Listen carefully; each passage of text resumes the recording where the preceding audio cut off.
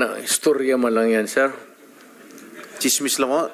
Alam mo, pagka mayor ka o presidente ka, pag sinabi mo, hoy, huminto kayo dyan, masama yan, illegal yan, walang mangyari sa syudad mo.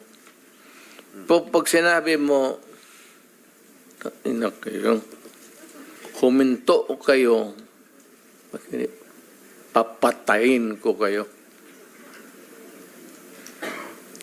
Pag hindi sila huminto, of course, the police would come in. Sabihin ko sa police, pag naghawak ng baril, ito yan sila, dumaan yan sa Davao lahat. Koy, pati, ito, si Danao, lahat yan sila, dumaan ng Davao.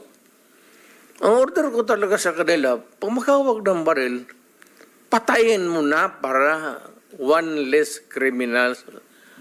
Bukas mag-hold up na naman yan, may poproblema na naman tayo.